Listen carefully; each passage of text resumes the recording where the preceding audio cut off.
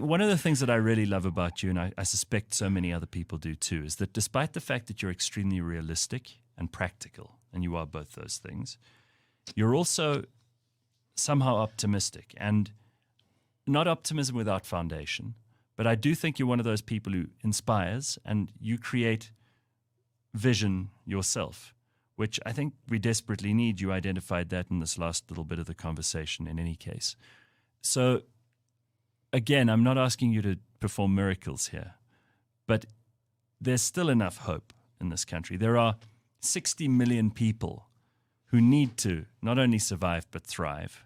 And in an ideal world, we'd already be there because we would have got the leaders that we probably deserve when the better angels of our nature are sitting on our shoulder.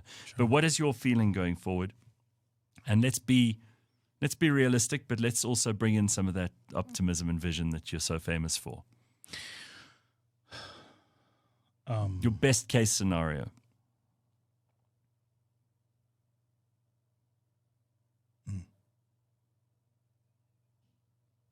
I think that, sure.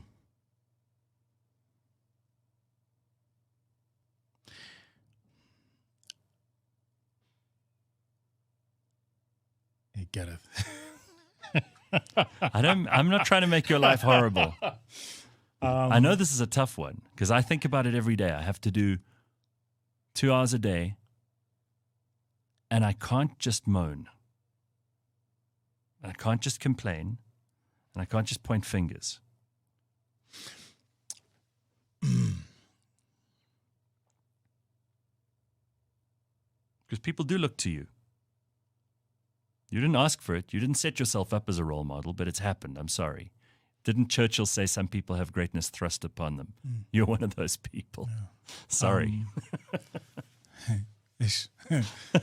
God. Yeah, I know. You didn't ask for this.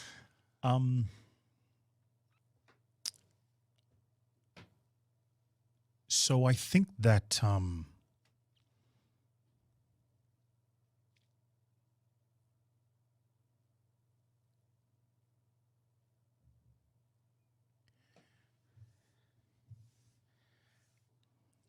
I think that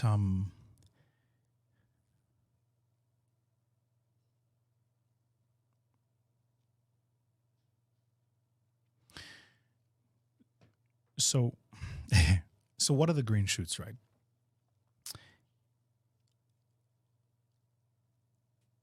The first is that,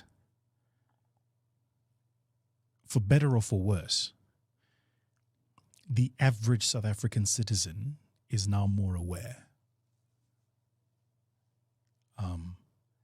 And as you know, they teach you this in any addiction program. First part is you admit you've got a problem. We're now aware. There is no denying where we are. Everybody's aware, right? That's an important flag in the system. And here's how you know it's true. You're seeing more and more criticism where you wouldn't ordinarily see it. You're seeing more and more calling out where you wouldn't ordinarily see it. And you're seeing more and more people rallying around things that all of us should be rallying around. So we have Mandela Day, and there are people who say, why are we celebrating Mandela? And then there is an entire army of people who go, how many years did your parents spend in jail, my friend? Sit down, right? I think that level of awareness is important. You saw a bit of that too during those ugly, ugly riots, which we all hated. Yes. And there was very little good to be taken from it, but you suddenly saw communities like standing together. Yes. They were like, you cannot mess with us. Yes. I think that's a positive thing. Also, we've got a lot of problems, right? Yes. And as a businessman, I always think when you see problems, so there's lots of things to be solved. And you see little communities. I keep bringing this up. Maybe people are bored with it. But Harry Smith in KZN, they didn't have water because the municipality had completely screwed up their water. So what they did is the people of Harry Smith got together. They found some old guy who'd been a plumber once. He came around, said, this is what we need. The community, instead of paying their rates and taxes that year, they put all the money into a trust account. Love it. He got the pipes. He got a team of guys Sorted it together, out. created some jobs. They fixed it. Now they've got water there, despite the municipality. You know that Boermakaplan thing that love South that. Africans are famous for? I love that. Yeah. Which brings me to what was going to be my second point, which is this. In the degradation, something very strange happens. It's the recognition that we all share a destiny. That you and I might come from different parts of the country. We might have different lived experiences. We might have been raised differently. We might have different set of opportunities. But guess what? It's affecting us equally. Right? And unfortunately, we'll all end up in the same place And we'll go going if to the it same goes place. down, if that Titanic thing happens. You've nailed it. And so that coincidentally pulls all of us towards the same wanting. We all go, so let me see if I understand this. If that happens and it affects you, it affects me too. Okay, then we One both hand washes the other. then we stuff, both right? better jump over those high walls with the electric fencing and over a braai or Fix stuff. shisanyama. Let's talk a Fix bit about stuff, how we're going yeah. to fix stuff, right? And I think you're seeing a lot of that. That's the second. The third is, and it's one very few people pay attention to us, but I'm quite heartened at the number of young people stepping up, getting into politics. It's prevalent in one particular party, right? You're seeing them giving mayoral jobs to people in their late 20s, early 30s. The other people are still running an old age house, but I'm sure that'll change soon enough. Don't worry, so are the Americans, huh? Don't even get me started with all sleepy. It's a gerontocracy, someone said. They have a completely different set of problems, those guys. Yeah. They are going 100 miles, an hour down completely the wrong path, and they're not going to like the end of it. The fourth is this. I'm still in my space. I still see builders.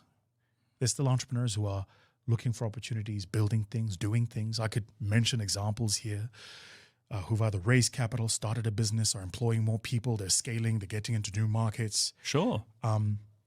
That stuff doesn't get nearly enough spotlight, and beyond, the odd business day TV conversation. They don't make it into the everyday conversations of South Africans. But that's a big green light for me. The reason that's a big green light is not just because builders are builders, but because a natural lethargy builds into an economy when it's dominated by big players. They have no incentive to compete. Absolutely. Yeah. Right. So this in the media space, the hugely disruptive force you were one of the first people, if not the first, to do this, to go, why do I need Centec and so and so and so and so and so? I can do it in a different way, right? And today, almost all of them are now wanting to do something in the internet space because they're forced to. That's where the eyeballs are.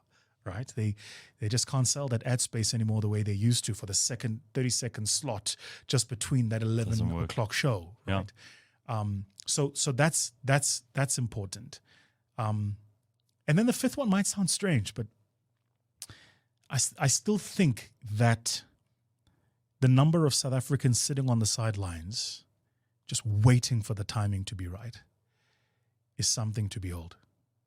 Certainly, the number I know who are, billionaires in the dollar sense and cash money, not tied up in stock options, right? Real money, who are waiting for the bargain to be a bargain, waiting for that mine to be just the right price, waiting for that pharmaceutical company to be just the right price, who've got the technical skills, the competence, the global network of talent that they can immediately onboard and scale that thing tenfold. The number of South Africans who fit that box is incredible. I love all five of those because I think they should be obvious to most of us, but I'm glad you articulate it better than most.